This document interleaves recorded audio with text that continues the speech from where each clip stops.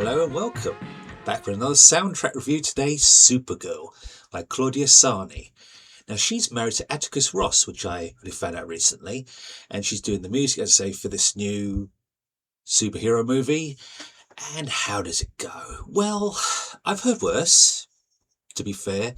On the plus side, the album is relatively short. It dropped on Spotify today, about 49 minutes, unlike some which can be anywhere from an hour all the way up to like an hour and a half, 2 hours more, sometimes less, sometimes more. It was, well, short and, well, if not exactly cheerful, but on the sour side, but there you go. Thematically weak, yeah. That's basically all the Supergirl theme is. It's really a nothing burger. But, to be fair again, Sarne is a tad more melodious than her husband, I would say. There really isn't much warmth in this. Towards the end, there's a couple of tracks which suggest that it might move out of its dark, meandering, macabre atmosphere. At times, this really feels like music from a horror film. Now, I love horror films, but obviously this is not like what Joseph Bishara or Benjamin Volfish does. No, this is more like a kind of really just like a sour sense of the character. Now, if you could think about what Jerry Goldsmith did in the 1984 movie, even though it was predictable and cheesy, it kind of works. It's got that kind of thing where it's an earworm, and it will stick with you.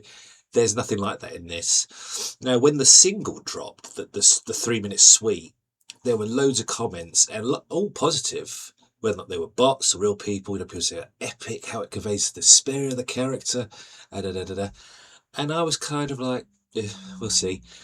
And the score was pretty much exactly what I thought it would be. It was just a predictable, generic.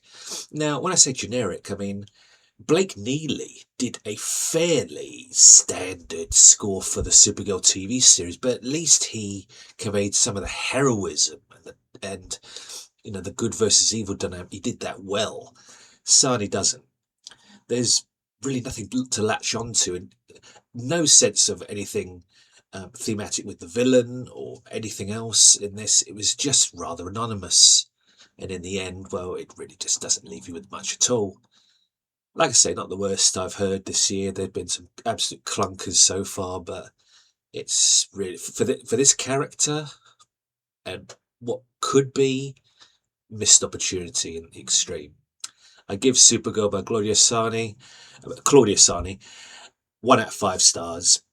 Not bad. I mean, I guess could have been a hell of a lot better. Now, normally I would say for more film reviews, sound reviews, book reviews, check out my Facebook pages, but something happened with that recently, and those pages are now missing. But obviously, I've got my main Facebook page and I've got my YouTube channel, so you can scroll through and look through on there. Any suggestions of books, soundtracks, or movies you'd like me to review or take a look at, please leave in the comments below. Until then, I'm Richard Jack Smith. Thank you for watching, and I'll see you next time.